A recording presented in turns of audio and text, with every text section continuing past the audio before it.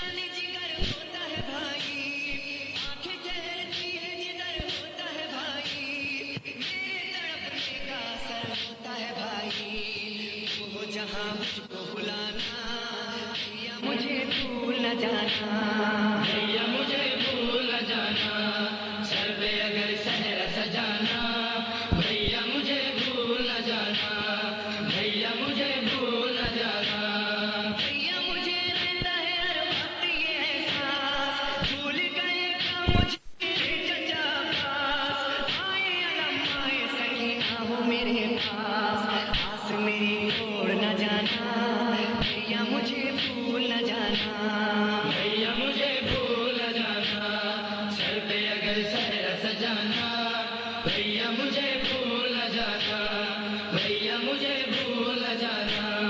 अम्मा से कहना कि सकीना की कसम है, फासिला कब्र से बीमार का कम है, देर न करना कि मेरे होठों पे दम है, हाथ दुआ को जो उठाना, भैया मुझे भूल न जाना, भैया मुझे भूल न जाना, सर पे अगर सहरा सजाना, भैया मुझे भूल न जाना, भैया मुझे भूल न जाना। आए हदीस खुदा की आखिर में लिखा था, अच्छा मेरे भाई खुदा को तुम्हें सौंपा, सरवर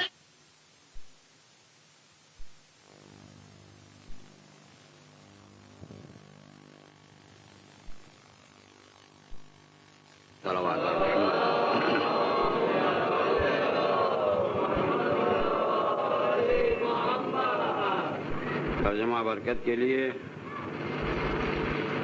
असर की कसम, बेशक इंसान घाटे में है, मगर वो लोग घाटे में नहीं जो ईमान लाए और अच्छे अच्छे काम करते रहे, आपस में एक दूसरे को हुक्म दिया तो हक का, एक दूसरे से वसीयत की तो सब्र की। मैंने पहले ही दिन से और आज तक ये कहता चला आ रहा हूं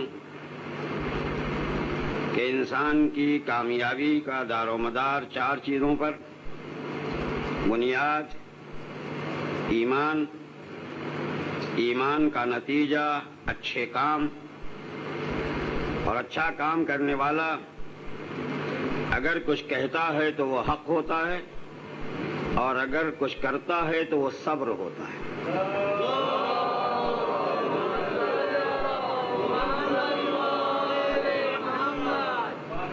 इसीलिए इस इंसान से जब खुद खालिक़े इंसान ने, इंसान को पैदा करने वाले ने कुछ कहना चाहा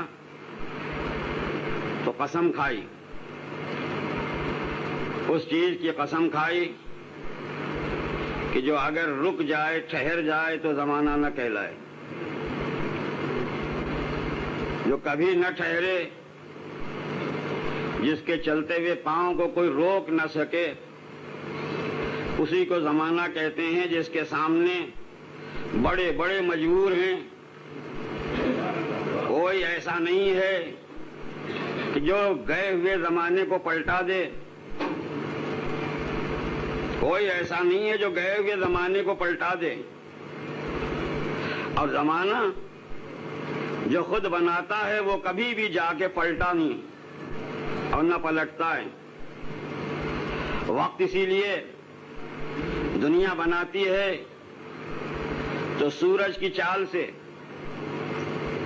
यही वक्त बनाता है, इसीलिए इसी से सेकंड, मिनट, घंटे बनाए जाते हैं, क्योंकि जाता है तो फिर पलटा नहीं करता। ये जमाना साज है, जमाना बनाने वाला है, इसीलिए इसी में काम होते हैं। पहले का थोड़ा सा खुलासा, इसी में काम होते हैं, इसी जमाने में। मगर इससे जो कुछ भी दिन बनते जाएं, आ जाकर इसमें अगर कुछ तारीख बनानी हो, ऐसी तारीखें कि जिससे ताल्लुक अल्लाह का हो, तो उसमें इस्लाम ये कहता है कि सूरज को छोड़कर चांद से उस तारीख को बनाओ, इसलिए कि सूरज जब तारीखें बनाता है तो कभी मौसम बदला नहीं करता। चांद जब तारीखें बनाता है تو موسم بدل دیا کرتا ہے. وہ ایک موسم کا پابند نہیں ہوا کرتا. اس میں موسم جب بدلتے رہتے ہیں تو کسی کو شکوے اور شکایت کی بات بھی نہیں رہتی کہ ہمیشہ روزہ آیا تو گرمیوں ہی میں رہے. نہیں، کیونکہ وہ بدلا کرتا ہے. اس لیے پورے سال کا چکر جو لگا کر کے ہمیں دے دے عبادتوں کا راز، اس سے تم عبادت سیکھو. یہ کون سیکھے، کون کرے؟ وہ انسان کرے، وہ آدمی کرے کہ جو پہلے ایمان لائے. اسی لیے کل تک میں یہ کہتا رہا کہ سارا زمانہ ہم سے کہہ رہا ہے کہ ہم تو مان کے چل رہے ہیں. اے انسان، تو بھی کچھ مان لے. تو مان لے گا تو اسی ماننے کا نام ایمان ہے اور کچھ نہیں ہے. دل کی گہرائیوں سے مان لینا ایمان ہے. ایمان کسی کام کرنے کا نام نہیں ہے. اسی لیے ایمان کو کہتے ہیں عقیدہ. اور جب یہ عقیدہ ایمان ہو جاتا ہے تب آتا ہے عمل. اللہ نے بھی اسی لیے کہا ہے کہ گھاٹے میں وہ نہیں ہے جو مانے. تو سارا زمانہ کہہ رہا ہے کہ ہم مانے ہوئے ہیں. کبھی کبھی کسی کے ماننے نہ ماننے کا امتحان بھی اللہ لیتا ہے. کبھی کبھی کسی کے ماننے نہ ماننے کا امتحان بھی اللہ لیتا ہے. اس لیے میں نے ابھی ایک جملہ کہا کہ زمانہ کوئی پلٹاتا نہیں، سورج زمانہ بناتا ہے. اگر یہ مان کے مطیع ہو کے نہ چلتا تو کبھی یہ زمانہ اس طرح نہ چلتا. اب یہ سورج مانے ہوئے ہر ایک بات. اب اس کے لیے بھی ایک وقت آئے کہ دنیا بھی پہچانے کہ اس میں ماننے نہ ماننے کی طاقت ہے یا نہیں. اب اللہ خود سے اسے روکے. اس لیے ایک مجبوری کی چیز ہے. کبھی میں نے جملہ کہا ہے، مگر آج دہرانا چاہتا ہوں. ایک مجبوری کی چیز ہے. گئے ہوئے زمانے کو پلٹانا بڑا مشکل ہے. لوگ کہتے ہیں گیا وقت پھر ہاتھ آتا نہیں ہے. بڑا مشکل ہے. اور جو وقت بناتا ہے وہ احکام کا پابند ہے. حکم خدا سے نکلتا ہے، حکم خدا سے ڈوبا کرتا ہے. اب اگر اس کے لیے بھی زندگی میں کوئی ایک ایسا موقع ہے کہ اسے بتانا پڑے کہ میں مانتا ہوں یا نہیں مانتا، تو اب ظاہر ہے اسے دیکھنا چاہیے نا کہ جس کا حکم اللہ کا حکم بنے ہم کو اسی کی بات ماننی ہے. ایرے غیرے کی بات تو ہم نہیں مانتے کیونکہ ہم اللہ کے مطیع ہیں. اس لیے اس نے ایک ایسے ہاتھ کو دیکھا اور کہنے والوں نے بھی یوں کہا کہ تو دعا کر تاکہ پتا چل سکے کہ تیرا حکم خدا کا حکم ہے. اگر خدا چاہے تو ماضی حال بنتا ہے، ورنہ ولی خدا بنائے تو ماضی حال بنا کرتا ہے. صلوات پڑھ دو محمد وعلم.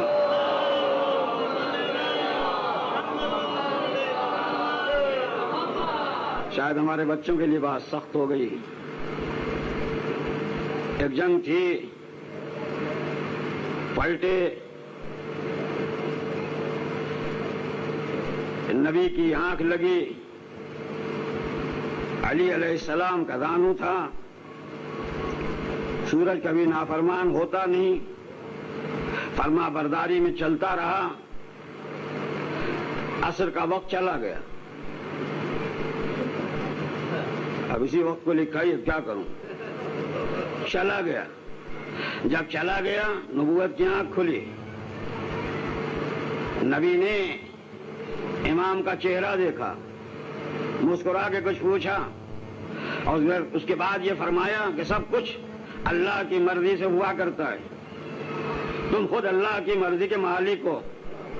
اٹھو، اس جانے والے سے کہو کہ تو کدھر چلا گیا. پلٹ کے چلا، پلٹ کے بتا کہ جو حکم امام مانا کرتا ہے وہ حکم خدا پہ چلتا ہے.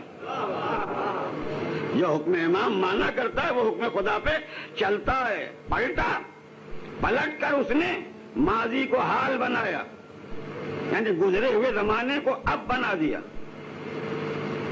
ورنہ چلا گیا تھا زمانہ. اے نبی آپ بلوا لیں. کہا نہیں، میں تو نبی ہوں، امام زمانہ نہیں کہلاتا. صلوات پڑھ دو محمد وعلم.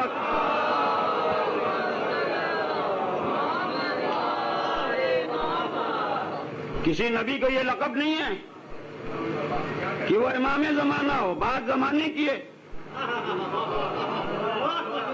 صلوات پڑھ دے محمد وعلم.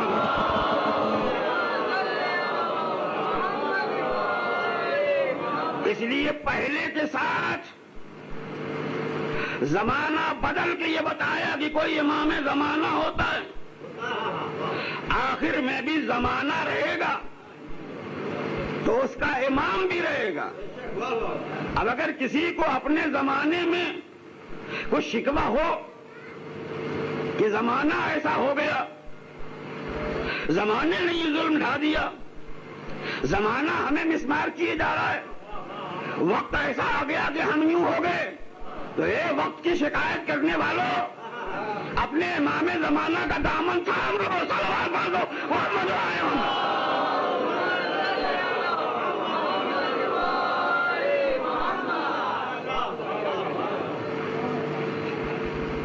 کچھ ماحول ہی ایسا ہے، سمے یہ آ گیا، وقت ایسا ہو گیا، زمانہ ہمارے لیے یوں ہے۔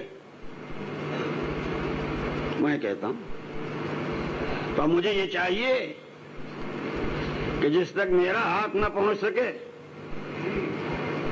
تو میں شکوہ کیا کروں؟ امام میرا ہے مگر وہ زمانے کا بھی امام ہے۔ یہ زمانہ خود بتا رہا ہے کہ ہم نے کسی کی بات مانی ہے تو اے انسان تو بھی مان۔ اب صرف تجھ سے جو ہے مان لینے کے لیے کہا جا رہا ہے، ان لوگوں سے بار بار نہیں کہا جاتا سورج تو مان، چاند تو مان، زمین تو مان، آسمان تو مان، فرشتوں تم مانو۔ اب تم سے بڑی محبت سے کہا جا رہا ہے مان، اس لیے کہ تم چھوٹے نہیں ہو۔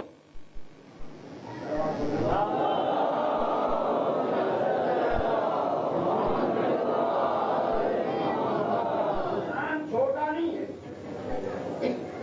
چھوٹا ہوتا تو اسے کچھ نہ کہا جاتا، کتنا بڑا یہ انسان ہے، کیسا اسے اللہ نے بنایا ہے، کس طرح اسے رکھا ہے، اس کو آپ صرف کتنی باتوں میں سمجھ لیں۔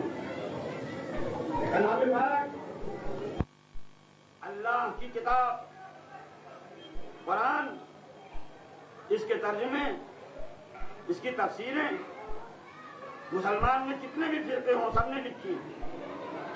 ایک بات جو مجھے پسند آئی وہ میں چاہتا ہوں کہ آپ کو بھی سنا دوں۔ ایک دفعہ دیکھا میں نے، یہ ان کا ترجمہ ہے، یہ ان کا ترجمہ ہے۔ ایک ترجمہ مجھے ملا، ہمارے یو پی میں ایک جگہ ہے جسے دیوبند کہا جاتا ہے، اس کے شیخ الہند تھے،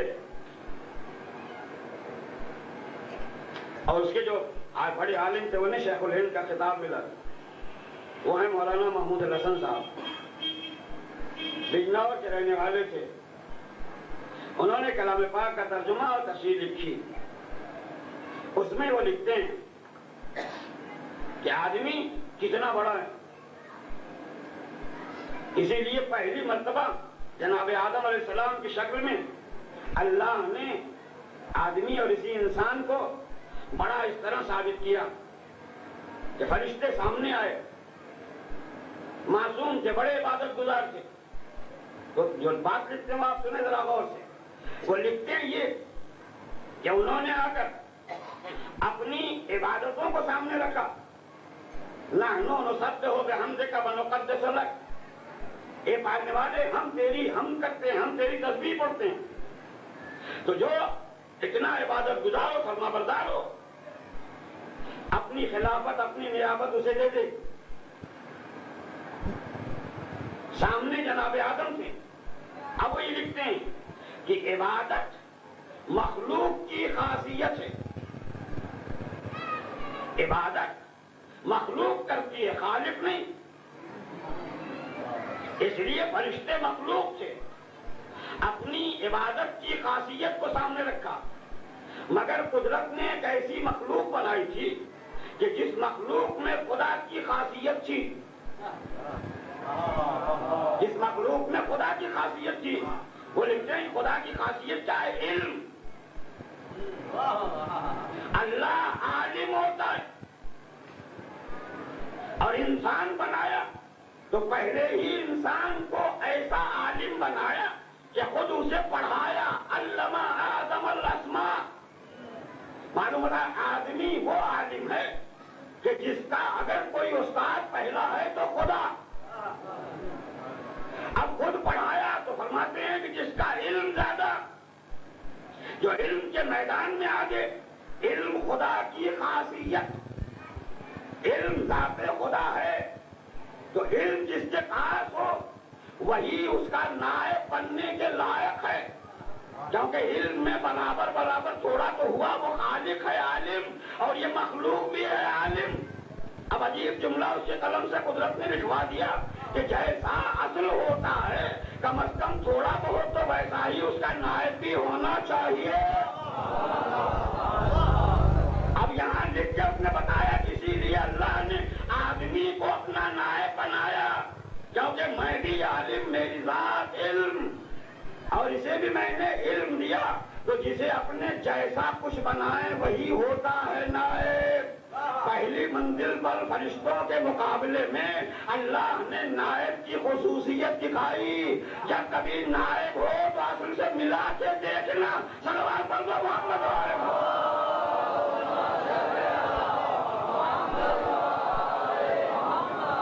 اب آدمی کتنا بڑا ہے؟ علم.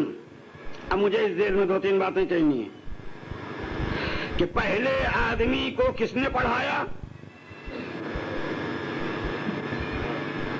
پہلے آدمی کا استاد کون؟ قرآن میں خدا کیا کہتا ہے؟ علمہ. یہ کس نے تعلیم دی؟ معلوم ہوتا ہے اللہ. تو اگر مٹی کے اجزاء کو گوندھ کر اس سے پتلا بنا کر اس میں روح ڈال کر اسے آدم کہے اور کہے کہ اسے میں نے پڑھایا، تو پھر کوئی آدمی آج تک کا مسلمان یہ نہیں کہتا کہ آدم ان پڑھ. اب کوئی نہیں کہتا کہ آدم نے کسی کے سامنے بیٹھ کر نہیں پڑھا. تم سب کو معلوم ہو گیا کہ آدم کو اللہ پڑھا سکتا ہے. تو اس کا مطلب یہ ہے کہ جو کوئی بھی اس مرتبے پر ہو اسے خدا پڑھا سکتا ہے. اسے خدا پڑھا سکتا ہے، اسے کسی کے پاس پڑھنے کی ضرورت نہیں. تو اگر آدم کو خدا پڑھائے تو اپنے محبوب کو، اپنے حبیب کو، رحمت للعالمین کو، سید الانبیاء کو کیوں ڈھونڈتے ہو کہ کسی آدمی کے سامنے پڑھتا دکھائی دے؟ ارے جو کائنات کو پڑھانے آتا ہے اسے خدا پڑھا دیا کرتا ہے. پہلی منزل پر اگر یہ بات نہ آتی، فرشتے اگر سامنے آتے نہیں مقابلے کے لیے، تو آدم کی پڑھائی کا راز نہ کھلتا. قدرت نے آدم کی پڑھائی کا راز کھول کے بتا دیا کہ ہمیشہ قیامت تک دیکھتے رہنا، جو ہمارا ہے اسے ہم پڑھا دیتے ہیں. صلوات پڑھ دو محمد علیہ.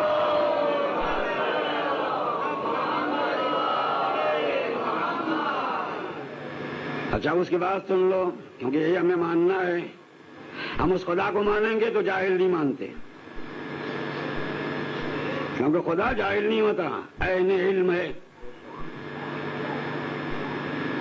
جاہل ہوتا تو کبھی کبھی دوسروں کو مشورے کے لیے بلاتا، بھی بتا اس کے بارے میں کیا کرنا ہے. ارے بنایا ہم نے اور ہمارے مقابلے میں ایسی ایسی سازشیں ہو رہی ہیں. اب ان سازشوں سے کیسے بچا جائے؟ ادھر وہ ہے جو اس طرح جا رہا ہے، ادھر یہ ہے ادھر اس طرح جا رہا ہے. کہیں ہماری خدائی خطرے میں تو نہیں آ جائے گی؟ کیونکہ زمانہ جو ہے کچھ ایسا نظر آ رہا ہے کہ ہمارے کہنے لگے جدھر زیادہ ہو وہی حق ہے. جدھر زیادہ لوگ ہو رہے ہیں ادھر ہی حق ہے، وہی ٹھیک ہے. ہم ادھر بیٹھے رہ جائیں غیب میں، اور جس کو دیکھو وہ ادھر چلا گیا ادھر چلا گیا. ووٹنگ ہوئی، آج بھی ووٹنگ کر لیجئے، آج بھی الیکشن کر لیجئے. اصل خدا کو ووٹ دینے والے کم ملیں گے. صلوات پڑھ دیں محمد والے.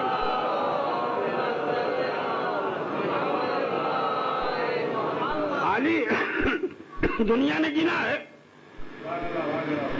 اور گن کے یہ بتایا کہ ایک آدم کی اولاد آج 5 ارب سے زیادہ ہے. ایک آدم علیہ السلام کی اولاد جو ہے آج پوری دنیا میں 5.25 ارب سے زیادہ ہے. یہ خود آدمی نے اپنی گنتی گن لی اور گن کے خود یہ کہتا ہے کہ 4 ارب ایسے ہیں، 4 ارب کہ جو خدا کو خدا نہیں مانتے. لو ووٹنگ ہو گئی نا؟ ہو گئی یا نہیں ہو گئی؟ اب جب ہو گئی ووٹنگ تو وہ خدا بھی کہے کہ بھائی ذرا وچار کرو. ایسا نہیں اس نے رکھا. نہیں مانتے مت مانو. ہم تو ان سے کہتے ہیں جن میں ہم نے خود سمجھنے کی طاقت دی ہے. ہم بلا سمجھے یہ نہیں کہتے کہ آنکھ بند کر کے مان لو. اس لیے بنیاد بھی ہمارے یہاں رہی تو یہی ہے کہ دلیل کے ساتھ مانو. فرشتوں تمہیں بھی ذرا سا شکوہ تھا نا، آؤ سامنے دیکھو. ہم کچھ باتیں رکھتے ہیں. آدم علیہ السلام کے لیے کہا کہ علمہ آدم الاسماء کلھا، سارے نام آدم کو سکھائے. ثم عرضهم علی الملائکہ، اب یہاں سکھا کے پیش کیا فرشتوں پر. نام تو جو ہے ان کو بھی سکھایا، نام انہیں بھی سکھایا. نام سکھا کر کچھ پیش کیا. اب نام دیکھیں کتنا چالاک انسان کو ہونا چاہیے. نام بتایا یہ فلاں، میں اپنے بھائیوں کے سامنے نام لے لوں. پہلا نام بتایا محمد صلی اللہ علیہ وآلہ وسلم.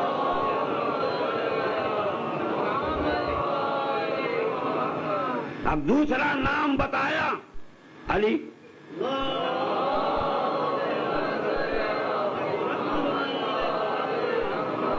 اب اس طرح سے 14 نام بتائے. یہ ملک کو بھی بتائے، آدم کو بھی بتائے. میں جب چھوٹا تھا اور پھر بڑا ہو گیا تو کبھی کبھی سوچتا تھا ہمارے ابا بھی آتے ہیں، بھی کچھ بولنے کا ڈنگ نہیں ہوا. ہماری بیٹے ہوئے ان کو بولنے کا ڈنگ نہیں آیا. اس سے پوچھا بتا اللہ، تو کچھ اسے نہیں آیا تو یوں ایک ایک انگلی اٹھا کے سکھایا اس کو. کہا پنجتن تو یوں سکھایا. کہا معصوم. اب 14 بتائے. ارے کچھ اسے بولنا نہیں آتا، یہی ہم کیوں بتائے جا رہے ہیں؟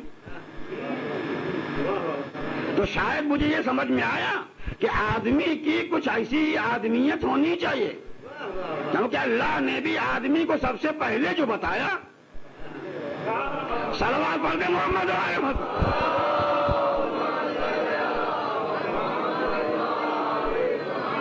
یہ خدا بھی پڑھاتا ہے آدمی کو. تو یہی 14 نام آدم نے پہلے پڑھے، اللہ نے پڑھایا. پڑھنے کے بعد اب آدمی اور فرشتے کا امتحان یہ ہوا، کیا کہنا نام پڑھا دیے، شکل نہیں دکھائی تھی. نام بتا دیے، شکلیں نہیں دکھائی تھی. نام دونوں کو پڑھائے، ان کو بھی ان کو بھی. ابھی آنکھ کا فرق ہوا، سمجھ کا فرق ہوا. اب شکلیں سامنے لائے. تم کو ہم نے بتایا تھا محمد، اب ذرا ہاتھ اٹھا کے بتا کون ہے. کون ہے؟ اب یہ گواہی کے لیے ہاتھ اٹھے. تو اکثر آدمی کی خصوصیت ہے کہ جب کسی کی طرف گواہی کے لیے اشارہ کرتا ہے تو یہ انگلی ہوتی ہے. اسی لیے اسی انگلی کو انگشت شہادت کہا جاتا ہے.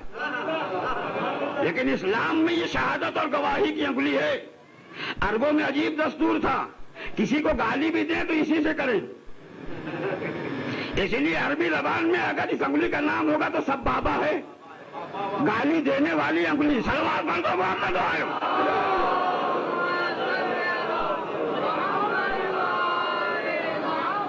میں کہاں سے آج سبق دہراؤں؟ خنصر بنصر وسطیٰ ہے، یہ ہے خنصر، یہ ہے بنصر، یہ ہے وسطیٰ، یہ ہے سبابہ۔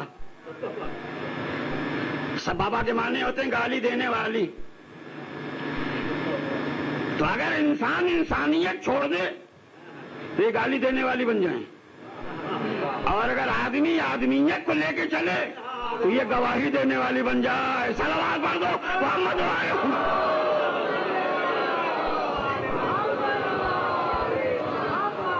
خیر، اب اسی سے ہوا کہ بتاؤ کون ہے؟ آئی جیسے ہی شبیہ، کیونکہ ابھی اصل تو نہیں ہے کہ محمد عربی صلی اللہ علیہ وسلم،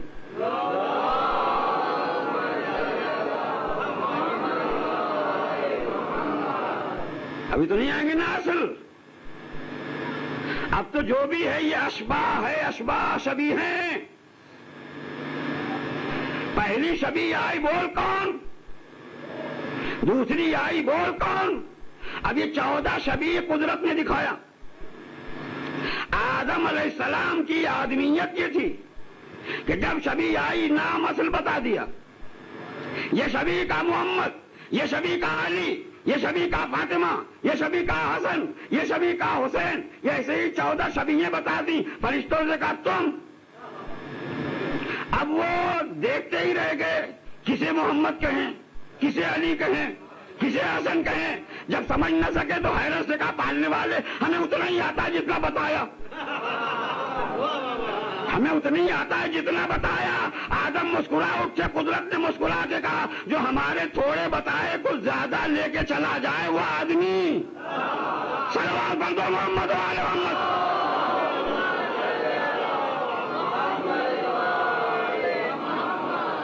اب یہ آدمی کامیاب ہو کے آگے بڑھ گیا، جو اتنا آگے کہ فرشتوں کو پیچھا چھوڑ دے کہ جاؤ تم ادھر، ہم آگے بڑھ رہے ہیں۔ قدرت جسے نبی بنائے، خلیفہ بنائے، قدرت جسے اور جس کے لیے ساری چیزیں دے دے، اب اسی کی اولادوں سے یہ کہہ رہا ہے کہ آدمیوں مانو۔ ارے تمہارے بابا نے مانا تھا، تم بھی مانو، تمہارے ہی لوگوں کو یہ شرف دیا تھا، تم بھی مانو، پھر بھی نہیں مانتا۔ اللہ پیار سے قیامت تک کہتا چلا جائے گا مانو مانو مانو، مانو گے تو مومن کہوں گا، نہ مانو گے تو ظاہر ہے منکر و کافر تو رہو گے، اس لیے مانو۔ اب یہ آدمی جب مان لیتا ہے تو اس ساری چیزوں کو دلیل بنا کر خدا کو مانتا ہے۔ جب خدا مان لیتا ہے تو پھر انہیں مانتا ہے جنہیں خدا منواتا ہے۔ جب ان کو مانو، اب اسے مان لیتا ہے۔ جب ان کو مان لیتا ہے تو ماننے کا مطلب یہ ہے کہ جو وہ کہیں وہ یہ کرے، نہ کہیں تو بھی ان جیسا بننے کی کوشش کرے۔ آدمی کی فطرت ہے، جسے مانے ان جیسا بننے کی کوشش کرے، اپنے ظاہر کو بھی ایسا بنائے کہ نہ بولے مگر دوسرا کہے کہ یہ کس کا ماننے والا ہے۔ اپنے ظاہر کو بھی ایسا بنائے کہ دوسرا یہ کہے کہ یہ کس کا ماننے والا ہے۔ ہم ہندوستانیوں کو سمجھنے کے لیے بڑی اچھی چیز ہے، صرف اس ہندوستان میں ہم لوگ جو رہ رہے تھے اور رہ رہے ہیں ہندوستانی، ان کو غیر ملکیوں سے چھڑانے کے لیے اس ہندوستان میں ایک ذات نے بیڑا اٹھایا کہ ہم تم کو ان غیر ملکی ظالموں سے چھڑا کے رہیں گے، چاہے ہمیں کتنی ہی تکلیف کیوں نہ اٹھانا پڑے۔ اس کو آج تک دنیا صرف گاندھی جی نہیں کہتی، مہاتما بھی کہتی ہے، باپو بھی کہتی ہے، اپنا بڑا مانتی ہے۔ اب انہوں نے کہا کہ دیکھو ہمارے ہونے کے لیے تم ہمارے رہو گے نا، تو سب کے پاس کچھ ہو یا نہ ہو، آج کی دنیا میں بھی انہوں نے ایک چیز چلائی کہ غیروں سے الگ ہونا ہے تو غیروں کی چیز چھوڑ دو۔ غیروں کی چیز چھوڑ دو، کم از کم اپنے تن پہ وہ لباس ڈالو جو غیر کا نہ کہلائے۔ اس لیے اس گاندھی کے آشرم چلے، اس آشرم میں کچھ لباس بنے، اس لباس کو کھادی کہا گیا۔ اب کوئی بولے یا نہ بولے، جب کھادی پہن لیتا ہے تو کہتے ہیں کہ یہ گاندھی والا ہے۔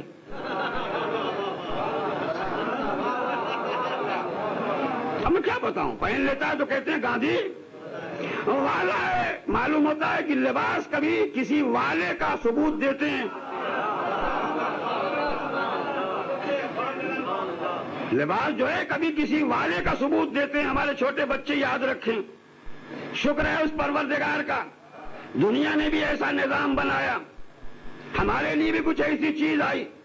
جب سال شروع ہوتا ہے تو ایک چیز ہوتی ہے، کچھ جسموں پہ کالے کالے چلے آتے ہیں۔ اب یہ لباسی ہیں، چاہے کسی چیز کو جب کالا دیکھا تو دنیا خود پہچان لیتی ہے۔ اگر کھادی دیکھ کے گاندھی والا جانتی ہے، صلوات پڑھ دو محمد علیہ۔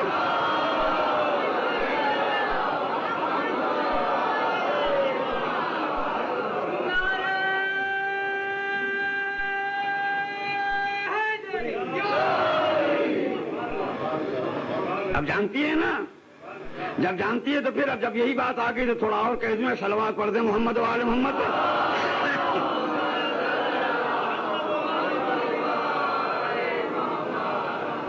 ہو گئے الگ، پہچان ہو گئی، یہ حسین والا ہے۔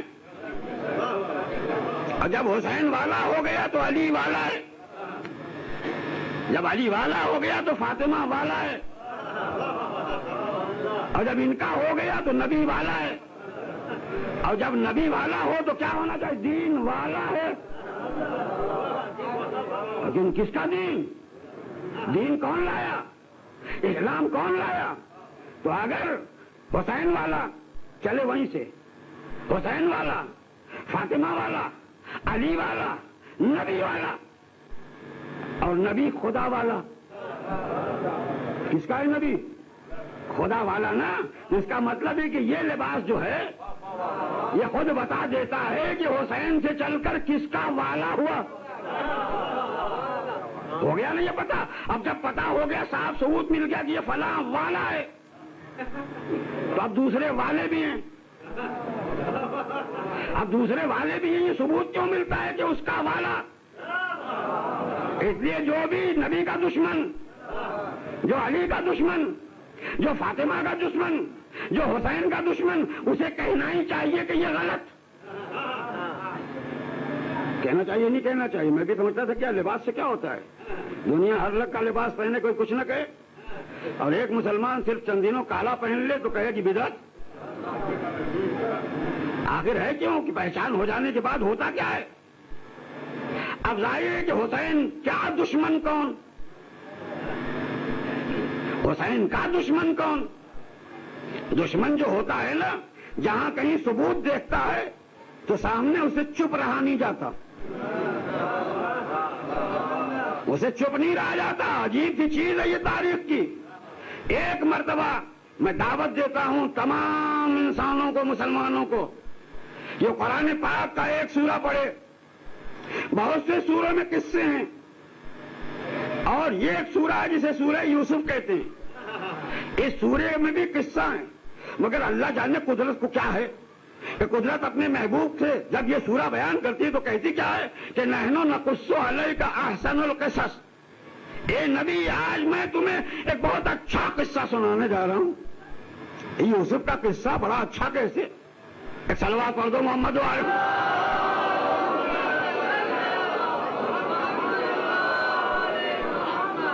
ارے اچھا قصہ اسی وقت اچھا ہوتا ہے جب اس سے کچھ سبق ملے۔ تو اگر یہ سبق سکھانا نہ ہوتا تو قدرت اسے اچھا قصہ کہتی نہیں۔ اب اس اچھے قصے میں کئی چیزیں ہیں جو آج ہمیں سمجھنے کی ہیں۔ آج میں تھوڑا سا سمجھا دوں آپ کو، اگر سمجھا سکا۔ دنیا میں حسن یوسف مشہور، مگر یہاں حسن کی بات نہیں تھی۔ یہاں تو خالی اتنا ہے کہ ایک باپ کے 12 بیٹے، ایک دو نہیں، ایک باپ کے 12 بیٹے، اور ان 12 بیٹوں میں ایک بیٹے کے 10 دشمن، ایک بیٹے کے 10 دشمن۔ دشمنی کیوں؟ کہ باپ اسی ایک بیٹے کو گلے کیوں لگائے رہتا۔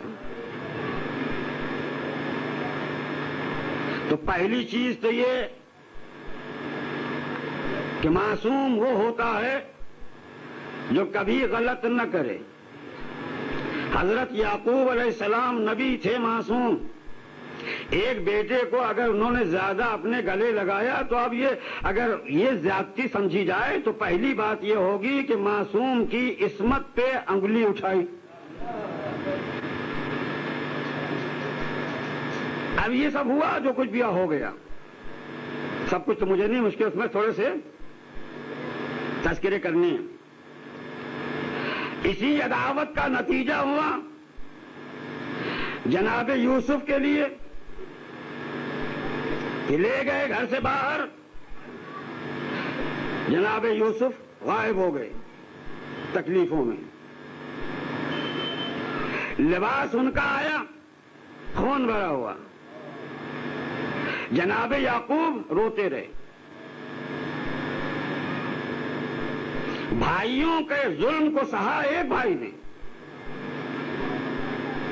شہید نہیں گئے تھے، مارے نہیں گئے تھے، مگر مظلوم ہوئے تھے۔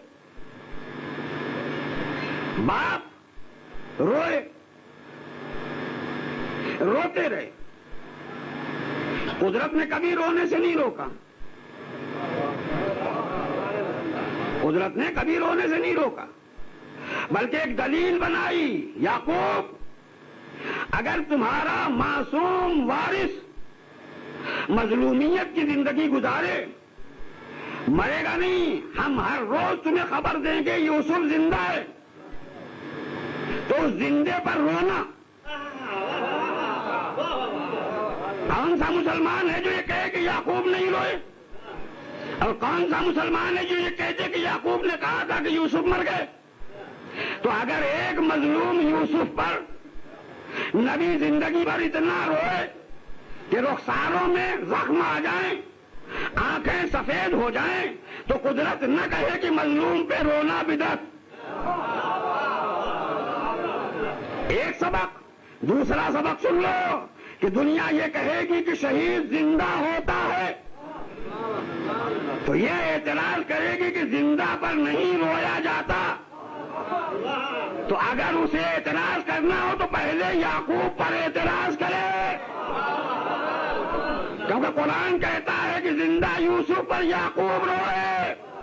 تو اگر ظاہر میں ہر اعتبار سے زندہ پر رونا سنت نبی ہوتا ہے تو حسین مظلوم پہ رونا کس کی سنت نہ ہوگا؟ سوال پر دو محمد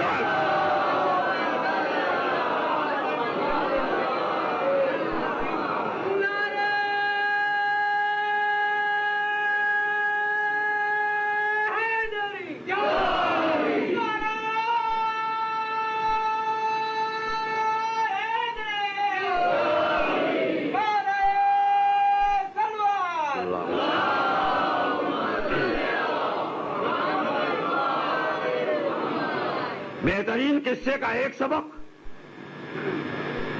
دوسرا سبق سن لیں کہ یعقوب جب روتے تھے تو انہیں منع کون کرتا تھا؟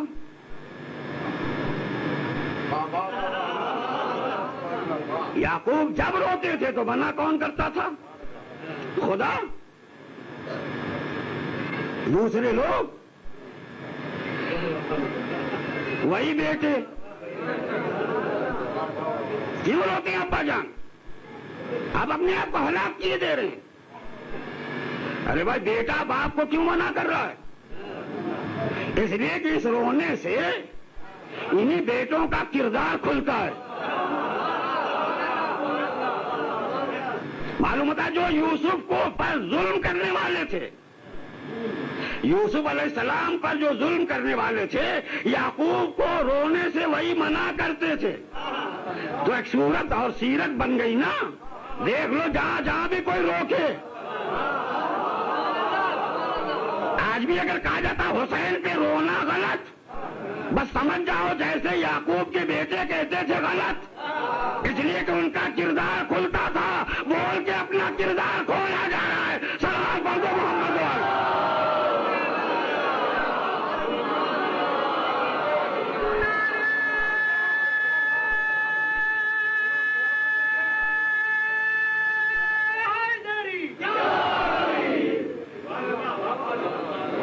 دوسرا سبق احسن القصص کا بہترین قصہ ہے، دیکھتے رہنا. جو روکے سمجھنا کہ روکنے میں کوئی نہ کوئی راز ہے. چپ ہو جائیے تو ہمارا وہ بد کرداری کا پردہ رہ جائے گا. جتنا روئیں گے، جب روئیں گے تو پوچھے گا لوگ کیوں روتے ہیں.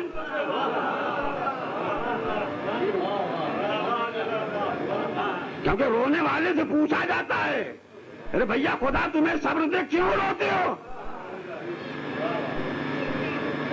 تو وہ بتائے گا نا کیوں روتے ہیں. اب معصوم نبی بتائے گا اس لیے روتے ہیں کہ بیٹا گم ہو گیا. آخر کون بدبخت ایسا تھا جس نے گم کر دیا؟ کون تھا ایسے سے گم کر دیا؟ آج ساری دنیا میں لوگ کرتے ہیں حسین حسین. کبھی کوئی سمجھدار پوچھے گا کہ کیوں کرتے ہو؟ کبھی کوئی پوچھے گا کیوں روتے ہو؟ کبھی کوئی پوچھے گا اپنے آپ کو اپنا خون کیوں بہاتے ہو؟ تو کہیں گے اس لیے کہ ایک تھا ہمارا آقا. کا ہوا کیا؟ کا یوں ہوا؟ کا کس نے کیا؟ تو صلوات پڑھو محمد والے.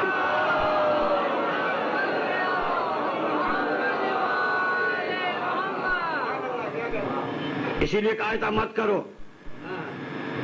کہ وہاں کہا گیا تھا کہ مت رو. اور ایک سبق سن لیں، پھر کبھی موقع ملے گا تو سناؤں گا. روئے روئے مگر اپنے مظلوم بیٹے سے مایوس نہیں ہوئے. باپ ہو کر بھی مایوس نہیں ہوئے، جس کے لیے اپنی آنکھیں کھو دیں، جس کے لیے اپنی آنکھیں کھو دی. یوسف پر رو رو کر تو آنکھیں کھوئی تھی نا. آنکھ کی روشنی چلی گئی، روتے رہے روتے رہے. کس لیے گئی؟ رونے سے. کس پر روئے؟ یوسف پر. اب اگر مظلوم کے لیے کچھ کام کرنا فائدہ نہ پہنچاتا تو قدرت یہ کردار قرآن میں نہ رکھتی. قسم ہے اس پروردگار کی جو خدا سب کر سکتا ہے، کسی کو اس سے انکار نہیں ہے، کسی کو اس سے انکار نہیں ہے. اپنے نبی کی آنکھ کی روشنی بھی پلٹا سکتا تھا. کہا نہیں یہ میں نہیں کروں گا، ایک زمانہ آنے دو جس کے لیے روئے اس کا کپڑا آئے.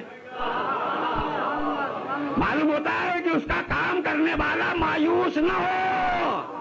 اگر باپ ہو کر یعقوب روئے تو یوسف کے کرتے نے روشنی دی. یوسف نے نہیں، یوسف کے کرتے نے روشنی دی. کرتا چلا اور کہہ دیا کہ میرا کرتا صرف لگ دینا. معلوم ہوتا ہے کہ جس مظلوم کے کام آیا جائے، اگر اس پر رویا جائے، اس کی کوئی چیز بھی مل جائے تو کام آتی ہے. اگر یوسف باپ کو کرتا دے دیں تو یاد رکھیے کہ فاطمہ کا لال بھی نہ بھولے گا. صلی اللہ علیہ محمد.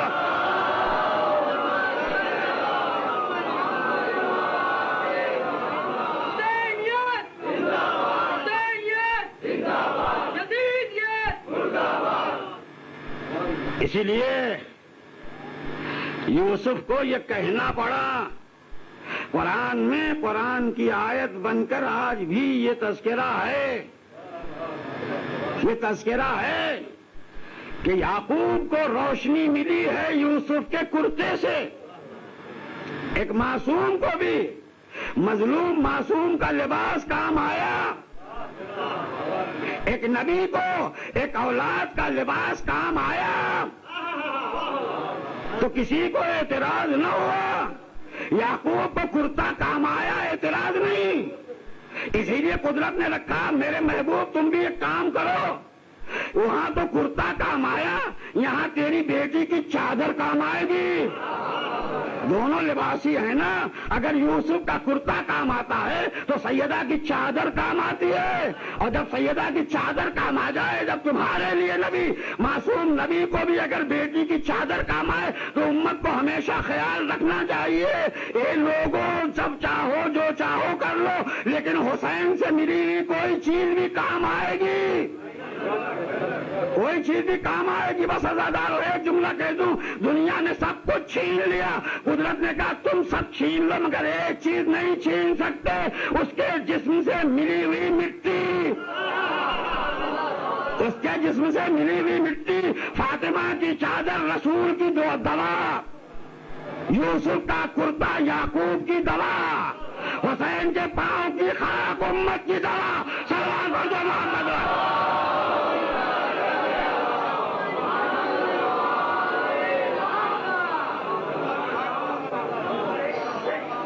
اس لیے پھر انشاءاللہ بتاؤں گا سورہ یوسف پڑھے تو بہت ساری چیزیں آپ کو ملیں گی، کیونکہ قدرت نے اسے احسن القصص کہا ہے۔ قصوں میں بہترین قصہ یہ بہترین قصہ ہے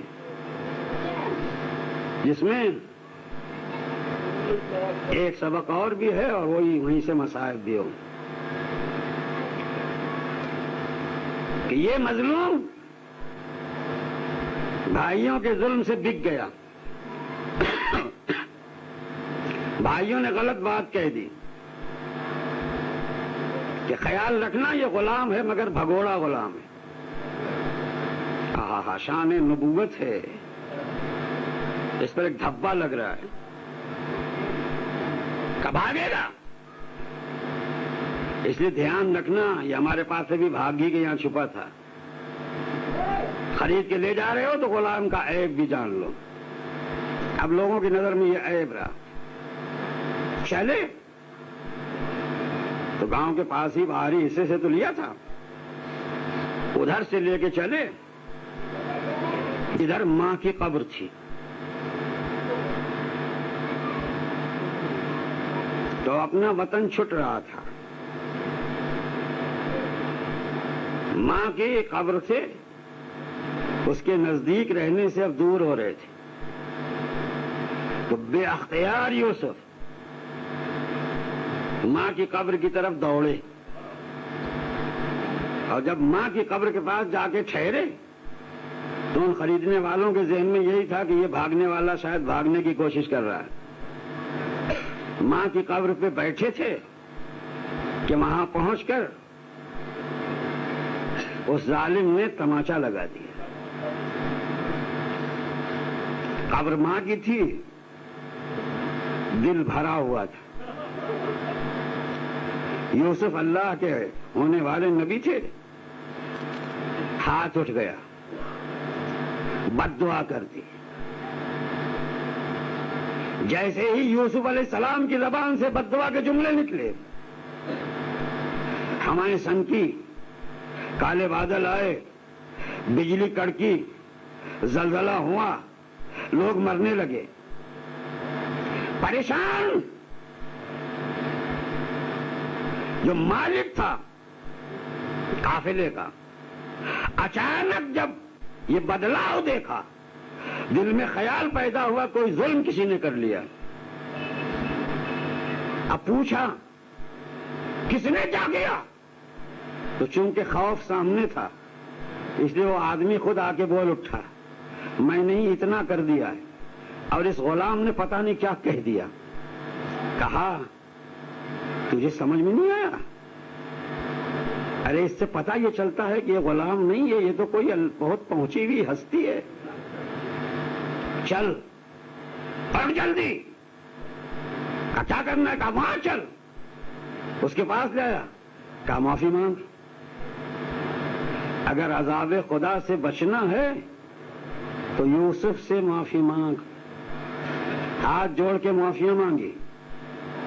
مالک نے کہا اب میں آپ کو آقا سمجھتا ہوں، چاہتا ہوں معاف کر دیں۔ اللہ کے بندے جناب یوسف نے معاف کیا، جیسے ہی معاف کیا عذاب الہی تھم گیا، عذاب الہی تھم گیا۔ آپ لوگ سمجھنے لگے کہ یہ وہ ہے کہ جس سے کچھ مانگنا چاہیے۔ ایک سبق بتا دوں، مانگنا چاہیے کچھ۔ نتیجہ یہ ہوا کہ قافلے کا مالک بے اولادہ تھا،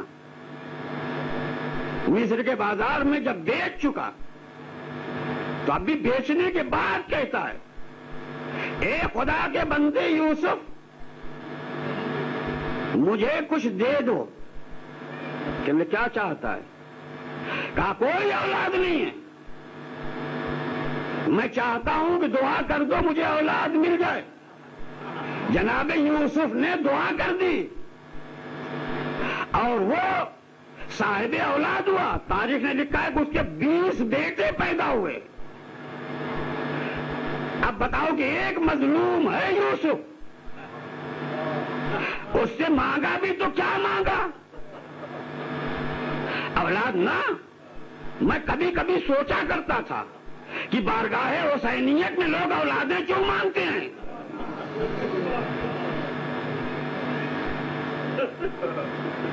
تو شاید یہی وجہ ہے کہ جو مظلوم ہوتا ہے نا وہ خالی گودیوں کو بھر دیا کرتا ہے۔ اب میں پوچھنا چاہتا ہوں دنیا سے کہ تمہاری خالی گودیاں جو بھرا کرتا ہے اس کا بھرا گھر تو اجڑ گیا نا۔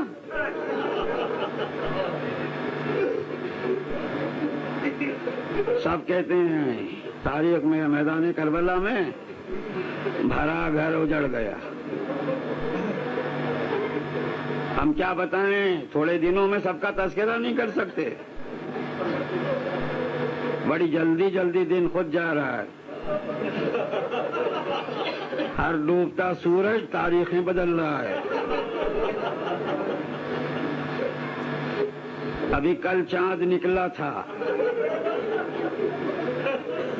بڑا ہو گیا۔ ہم کس کس کی یاد کریں؟ اے سیدہ، اے شہزادی کونین، اے مادر حسنین، ہم آپ کو پرساد نہیں دے پا رہے ہیں۔ کس کس کا پرساد دیں؟ کس کس کا پرساد دیں؟ آج محرم کی 5 ہو گئی، آج ہم آئے ہیں پرسا دینے کے لیے۔ آپ کے سامنے آپ کی بیٹی کو پرسا دیں گے، معلوم نہیں آپ کی بیٹی پرسا قبول کرے گی یا نہیں، کیونکہ زینب وہ ہے جو بھائی کا پرسا لیتی ہے۔ اس نے اپنے کردار سے بھی یہ بتایا ہے۔ دنیا اس کے لاڈلے یا لاڈلوں کو جانتی ہے۔ اللہ جانے بنی ہاشم کا چھوٹا بھی کیسا ہوتا ہے۔ جس باپ کے بیٹے ہیں عبداللہ، دنیا اسے بھی جانتی ہے کہ کتنے اچھے تھے، اور جس ماں کے لاڈلے ہیں کہنا کیا، رسول کی نواسی ہے۔ اسی لیے اپنے بیٹوں کے سامنے بھی یہ بات رکھی تھی۔ پہلے بیٹوں سے پوچھا تھا اس بہادر ماں نے، بولو تمہارا بابا کون؟ جب بتا دیا تو اب ظاہر ہے دادا بھی پوچھ لیا۔ پھر پوچھا نانا کون؟ اور جب نانا بھی معلوم ہو گیا کہ تمہاری رگوں میں دوڑتا ہوا یہ بہادرانہ خون کس کا ہے؟ کہا یہ بنی ہاشم کا ہے۔ کہا پھر میرے شیرو تم اس بہادر خانوادے کے ہو، میدان کربلا میں اس ماں کا سر اونچا رکھنا، زینب فخر کر سکے کہ میرے بیٹے ایسے ہیں۔ زینب کے یہ فرمان اپنے بچوں کے لیے تھے، اور ماؤں سے متعلق یہ فرمان ہے یا نہیں مجھے نہیں معلوم، لیکن یہاں زینب دیکھنا چاہتی تھی اپنے بچوں سے کہ دنیا کا بہادر سے بہادر بھی یہ کہہ سکے کہ زینب کے شعر کتنے دلیر ہیں. اور شاید یہی وجہ ہے تاریخ کربلا اب تک جو میں نے پڑھی ہے اس میں نے صرف انہی 2 شعروں کو ایسا دیکھا ہے کہ جنہوں نے عمر سعد کے خیمے کی تنابیں کاٹ دی. اور جب اتنی دور پہنچ کر دشمن کے لشکر کے سردار کے خیمے کی تناب کاٹی تو یہ کاٹ کے بتایا اماں گواہ رہنا ہماری شجاعت پہ کہیں سے بھی کوئی عمل نہیں ہے. تو یہ چھوٹے جب اتنے پہنچ گئے تو ایک دوسری خواہش بھی زینب نے رکھی تھی. مجھے چند منٹ میں آپ کی زحمت تمام کر دینی. دوسری خواہش مگر ان بچوں سے نہیں کی تھی. اپنے بہادر بھائی اپنے شیر بھائی جناب عباس کو بلایا اور کہا بھیا عباس میرے بچے 3 دن کے پیاسے ہیں. عباس تم دھیان رکھنا کہیں فرات کے کنارے پہنچ کر ارے منہ تک فرات کا پانی نہ لے جائیں کیونکہ اگر میرے بچوں کے منہ میں قطرہ چلا گیا اور سکینہ پیاسی رہ گئی. اللہ اللہ. اس کے ساتھ خود شہزادے نے جملہ کہہ دیا تھا اس لیے کہہ رہی ہوں کہ ابھی بچے چھوٹے ہیں. لیکن جناب عباس نے خود کہا تھا شہزادی یہ بچے چھوٹے ضرور ہیں مگر بنی ہاشم کے بچے ہیں. اللہ اللہ. شجاعت کا عالم یہ کہ عباس کہہ رہے تھے سبحان اللہ, علی اکبر کہہ رہے تھے ماشاء اللہ, خود آقا حسین کہہ رہے تھے کہ ایسے ہوتے ہیں بہادر. اس بہادری اور اس شجاعت سے لڑنے والے میدان کارزار میں لڑنے بھی گئے تھے تو کس انداز سے گئے تھے وہ آپ جانتے ہیں. اس انداز سے گئے تھے کہ ماں کا ایک مرتبہ انداز بدلا تھا اس لیے کہ سنانیاں آتی جاتی تھی. فلاں شہید ہو گیا حسین اٹھا لائے, فلاں شہید ہو گیا حسین اٹھا لائے, فلاں شہید ہو گیا حسین اٹھا لائے. لیکن کبھی یہ سنانی نہیں آتی تھی کہ زینب کے بچے مارے گئے. اس لیے زینب خیمے میں بے چین ہو گئی تھی. فضا سے کہا تھا جاؤ میرے ماجائے حسین کو بلا کے لاؤ. فضا آئی, آقا حسین زینب یاد کر رہی تھی. حسین خیمے میں آئے تو سینے پہ ہاتھ رکھے ہوئے آئے تھے. بہنا یہی چاہتی ہو نا کہ میں تمہارے دونوں بچوں کا غم بھی سینے پہ اٹھا لوں. زینب سر نے اڑا لیا, بھیا یہ میرا فدیہ قبول تو کر لو. اس انداز سے اجازت ملی تھی. یہ کربلا کے وہ شہید ہیں جنہیں ایسی اجازت ملی. حسین نے اجازت دی, سوکھے ہوئے ہونٹ ضرور تھے مگر مسکراہٹ آ گئی, کملایا چہرہ کھل گیا. میدان میں جب چلے تھے گھوڑے پہ بیٹھ کر تو جھک کے سلام کیا تھا اپنے ماموں کو, اور سلام کر کے پھر جو آخری سلام کیا ہے بس اب آپ کی زحمت تمام. سلام کر کے گئے تھے, آخری سلام جو یہ کیا ہے تو اس انداز سے کیا ہے کہ آخری سلام قبول فرمائیں, اب ہم آپ کی خدمت میں نہیں آ سکتے. عزاداروں آخری سلام سنا حسین نے, میدان میں گئے. میدان میں جانے کے ساتھ جب میدان سے پلٹے ہیں تو میرا آقا حسین اپنے سینے سے دونوں لاشوں کو لگا کے لے آیا. بس زحمت آپ کی پوری ہو گئی. اپنے سینے سے دونوں لاشوں کو لگا کے لے آیا, کہیں نہ رکا, در زینب پر آیا. زینب کے خیمے کے دروازے پر آ کر آواز دی بہنا زینب, ظاہر حسین زینب کو آواز دے تو یہی ہونا چاہیے. خیمے کے پردے کو ہٹایا, دروازے کا پردہ ہٹا. جناب امام حسین علیہ السلام نے دونوں شیروں کے لاشوں کو وہیں زمین پر لٹایا. ہونا ہی چاہیے. ماں کا دل ہوتا ہے نا, اولاد کا چلا جانا بڑی مشکل ہوا کرتی ہے نا. ایک مرتبہ جب لاشیں دیکھے تو ایک مرتبہ جناب زینب نے سر پہ ہاتھ رکھا اور آواز کتنی دی تھی, میرے شیروں ماں کی آنکھ کی روشنی چلی گئی. بس عزاداروں یہ زینب کا خیمہ ہے.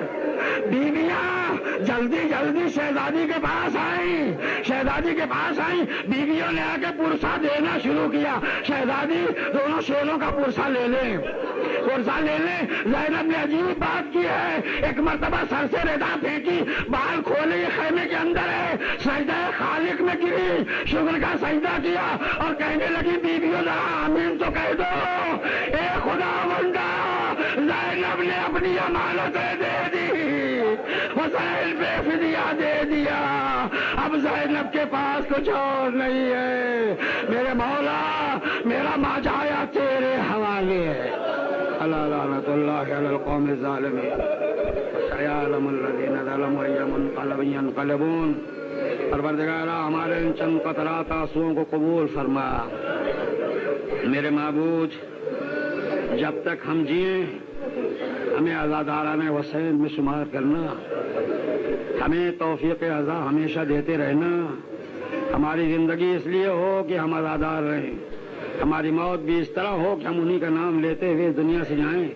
پالنے والے جتنے بھی تیرے اس معصوم مظلوم حسین بندے کے عزادار ہیں، تو ان کی روتی ہوئی آنکھوں پر اپنی رحمتوں کو نازل فرمانا۔ معبود ان بچوں، ان جوانوں، ان بوڑھوں کو اس لیے محفوظ رکھنا کہ یہ حسین کی یاد کو مناتے اور بچاتے رہیں۔ پالنے والے اس کو بارگاہ سیدہ میں سرخرو رکھنا۔ میرے معبود تیری بارگاہ میں دعا ہے ان کی روزیاں اس لیے زیادہ کرنا تاکہ حسین کے عزادار رہے۔ معبود ان کی زندگی کا ہر عمل حسینی ہو، انہیں تیری بارگاہ سے ہمیشہ فضل اور کرم ملتا رہے اور دونوں جہان میں ان کی کامیابیاں ہوں۔